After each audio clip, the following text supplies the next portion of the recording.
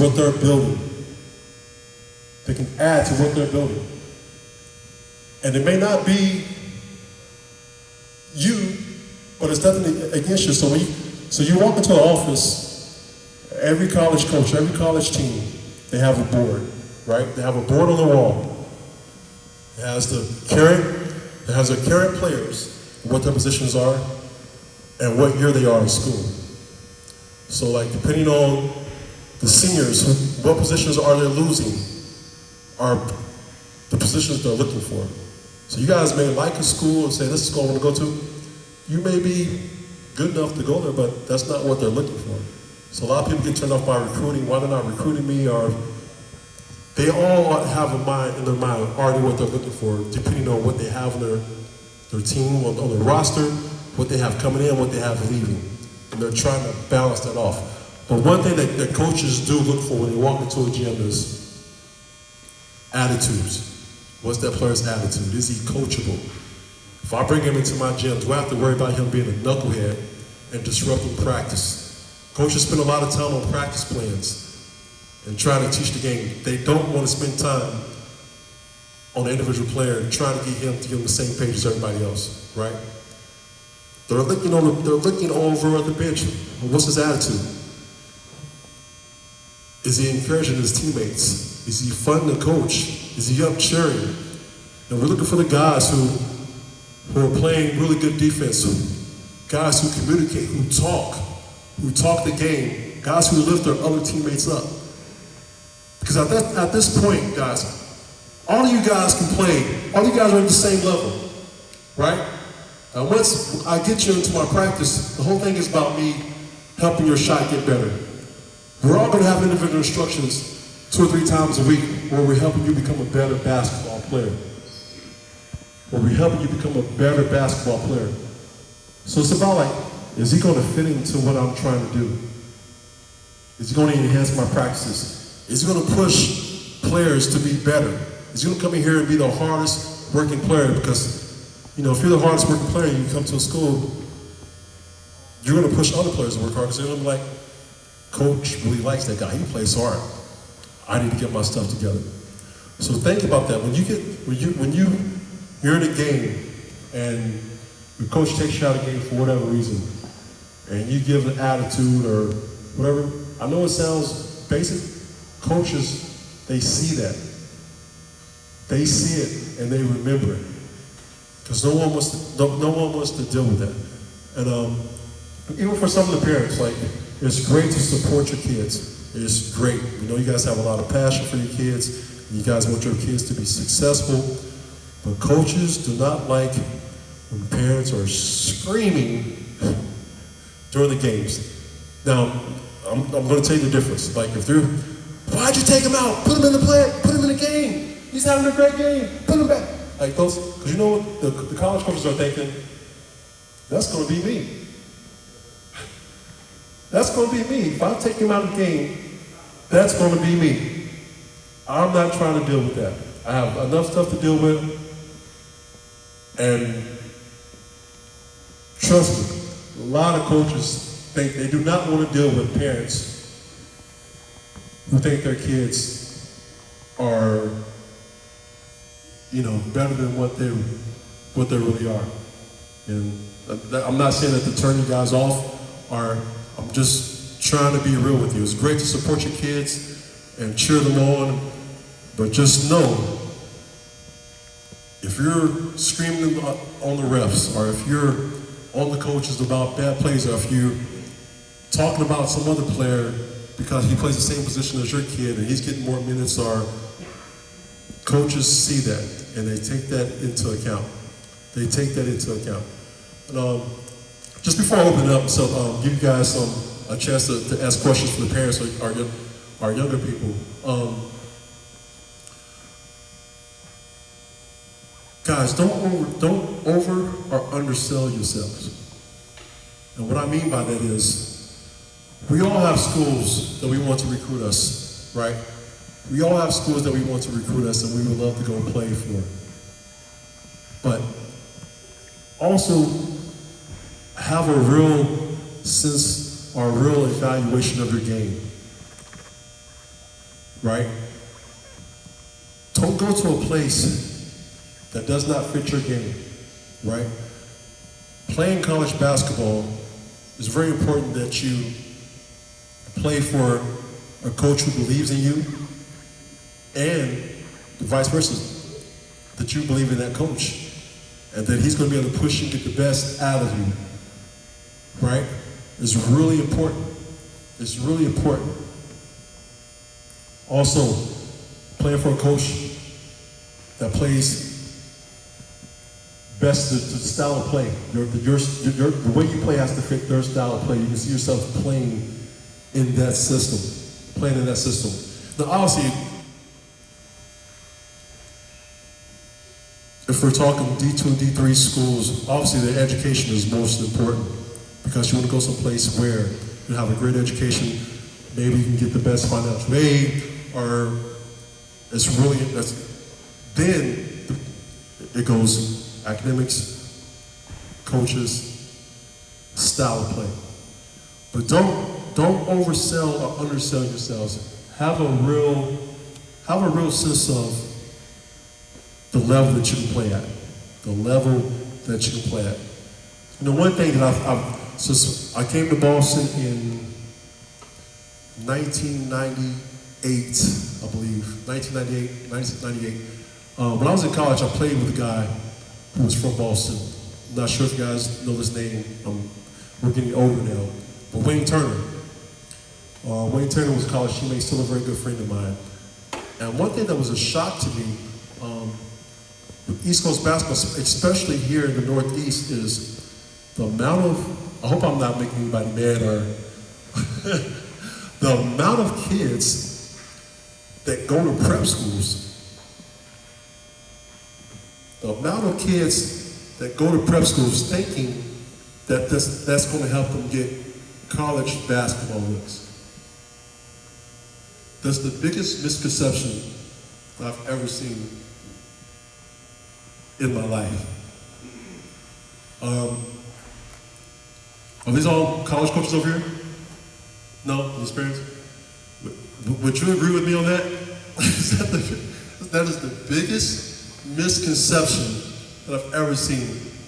Obviously, you got some prep schools that, you know, if you got a phenomenal player in certain parts of the country, that is what it is. But for the most part, guys, if you're good enough, you know, like they say in Rome, if you build it, they will come. If you're good enough, they will come. Especially in this day and age. You know, when I was playing, there was no internet and all this, but I still got recruited by and I live in southern Indiana, but there's nothing there. If you're good enough, they know who you are. And I don't care what school you're at. I don't care what school you're at. Don't oversell or undersell your ability to be a good basketball player and where you play, right? Whether you play your local high school, public school, private, you're gonna get the same amount of looks no matter what. No matter what. So just remember that. Don't get yourself caught up in going from school to school to school and trying to chase something that's not there. Right? Just first, because obviously they are very committed and invested and touch on a lot of different things, and hopefully I just want them to have the opportunity to ask the question about recruiting or skills development that I didn't mention. Any parents have anything? Don't be shy. This guy right here. How do you keep the mindset of just every day being consistent, even if you don't feel like it? The mindset of, he said, how do you keep the mindset of every day being consistent if you don't feel like it? Guys, you're gonna have up and downs, ups and downs, no matter who you are. Before the Celtics went to the bubble, Jason Tatum and I were playing golf every day, right? And he has become an avid golfer. Like he's got the bug so bad. So right before the bubble started, when they first went there, the first games, I don't know if you guys remember, people were getting on him because he's playing too much golf. And we always say water always rises or finds its level. You're going to have ups and downs, but if you put in the work, you're going to find it, just like Paul George, right? If you put in the work and you believe in yourself, it'll turn around for you. And guys who have confidence, again, individual instruction, building confidence, guys who build, that's where you build your confidence. If you know you're putting in the work, you just have to keep trusting it. Keep trusting it. Don't get discouraged. Keep trusting it. And it will turn around. Sometimes you just have days where you just don't have it. Just have days where you just don't have it. But if you put in the work, you just have to trust that it will turn around. And it definitely will. It's a good question. Yeah, so at the beginning of this pandemic, obviously there was no access to hoops with the parks taking them down, or just obviously the sport closing up. Could you provide some advice on just watching film and how athletes can get better in case something like that happens again? Yeah, there's a lot of apps and software in your computers that allow you to watch game film. You may not be able to physically put the work in, but you can really sharpen your mind. You know, basketball is a mental sport. Obviously, it is very physical, but it's a lot about thinking the game. You have to be able to think just like that. But it's really important to watch the game, to see what teams are running, to see the actions. Also, there's maybe moves or something that you want to try. But during the pandemic, I know it was tough for a lot of guys to get out and play ball. But I'm sure most of us close to our houses, there's got to be some concrete or something where I was very lucky. My mom used to let me dribble the basketball in the house. I was just always working on my game somehow, even if I couldn't get out and play. There's no excuse. During this pandemic, all you guys should be really good basketball handlers, right? If you came out of this pandemic and you was not a better ball handler, you missed the boat, right? You missed the boat. I'm pretty sure all you guys can figure out how to work every Snapchat ad, every TikTok. I'm pretty sure you guys had all that down, right? The time that you put a basketball in your hand, man. Work on your dribble moves. You don't need a whole lot to work on moves and counter moves and things of that sort to continue to get better. But like during this time, man, watching film and being able to have that type of software is huge for younger players because it's really important. How many guys watch game film? You guys watch a lot of game film? Like if you guys are in high school or whatever, do you guys watch yourselves over? Do you critique your play or are you breaking things down? It's really important. I think the biggest misconception in the NBA is like guys watch a heck of a lot of film. Film is very important at the NBA level because there's so many games that you can't always practice. So guys learn a lot by watching film, whether it's film on themselves, film on the team. But guys spend at least an hour and a half a day watching game film on themselves and on their opponents. So it's a big part of it. So if you think that you want to be a really good basketball player and you don't like film, you can forget about it. Most of these guys learn how to become better players by watching film. And it's the same in college. You get to college, you guys are going to watch a lot of basketball film. I don't care what level you are, you're going to watch a lot of basketball film. Any other parents? Last question, Will. So what? Last question? All right. Players? Right there. Behind you, right there. Let's say when you watch back in the day that you see as like a lost art today? To be honest, not really. If you listen to the media, you would think so. Honestly, there's not a lot of, you don't see the Patrick Ewings of the world, the Shaqs of the world. And it's not because the game has evolved so much that we forget there just is any Shaqs in the world, Patrick Ewing's, like that. You know, the game has gotten faster, but I think the game has always been. There's more. Obviously, guys are shooting a lot more threes, but the game is the same. There's just not a lot of big guys who are dominant like that are around. You know what I'm saying? You know, for me, I remember when I first came into the league, the game was different. The rules, the defensive rules. The offense back when I first started playing the NBA, like say if you had 3 guys on that side, the other 2 on the weak side could not be lower than the 3-point line. So you always had to have 2 guys extended. So if you had 3 guys in a triangle or whatever, you couldn't have 1 guy on the block or 1 guy. 2 guys had to be extended above the 3-point line. So the game has changed a little bit as far as defensive and offensive and things like that. But I think the biggest thing when the game has changed is the skill set of everybody. Everybody can dribble the ball. Everybody can go right. Everybody can go left. Everybody can put the ball on the floor and beat their man. Everybody, even bigs can. You know, you see Anthony Davis. Anthony Davis brings the ball up sometimes. He's 7-footer, right? So I think that's the guys have gotten more skill, but we just haven't had a Shaq or somebody like that come along. But guys are more skilled, and the good thing about that is you guys have to work on all areas of the game. It's just not good enough to be a 3-point shooter. You got to be able to put the ball on the floor and drive, go both ways, be able to go out multiple positions. That's what coaches are looking for. But you got to work on your skill set. And I think if you can become a complete player and work on your skill set, it's going to give you more of an opportunity to be recruited and have more schools come after you. So thanks for having me, guys. Good luck to you guys.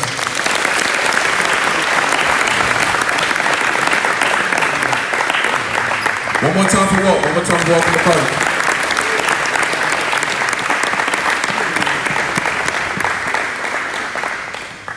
All right, now we're going to transition into our live gameplay. Just want to brief you guys really quick.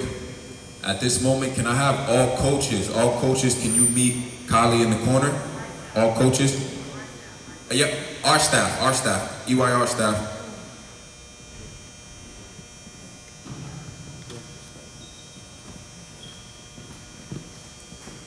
All right, I'm gonna go over the courts really quick once again, all right? So our main court is court 1 right here. This is where we will be live streaming from. Everyone will play on this court at one point or another throughout the rest of the afternoon, okay? Court 1, court 2, court 3, and court 4, okay? You guys following me so far? Now, at the end of this, if some of you guys don't know where you're headed, please just stick around and we will direct you, all right? So, team earned. We got court 1, team earned versus team reputation. All right? You guys are on court 1 down there. You guys can head over there now. Start getting loose. Team earned versus team reputation, court 1.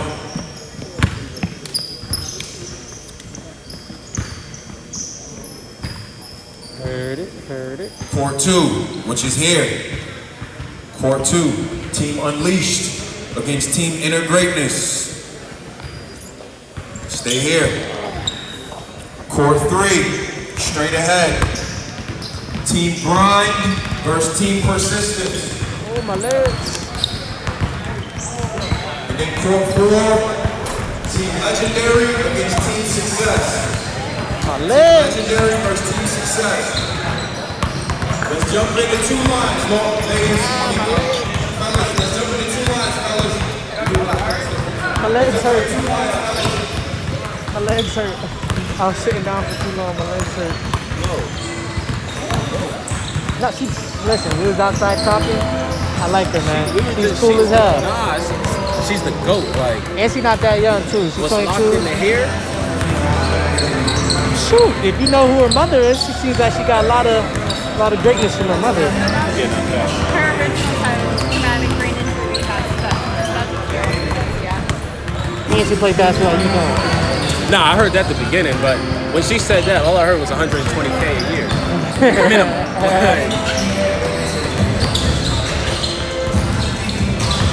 So, Just the main court? yes, everybody's gonna come to this court. So stay on this court. So stay on this court? You should stay on this court because everybody's gonna rotate to this court. So focus on getting as many highlights on this court because you'll get everybody.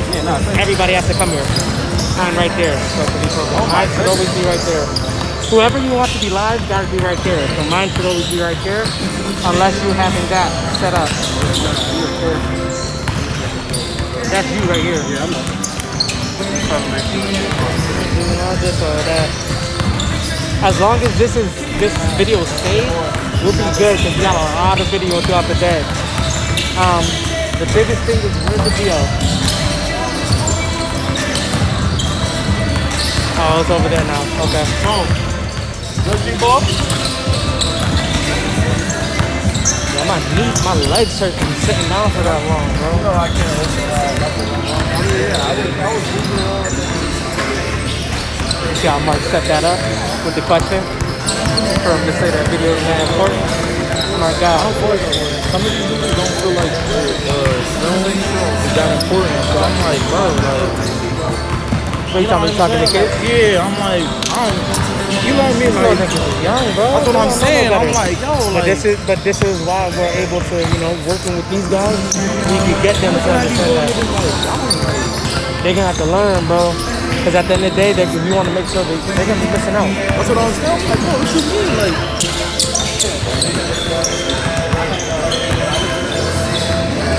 I don't think we should really worry too much about getting the other courts now. Because if we can have multiple angles plus Ty moving around with the live stream,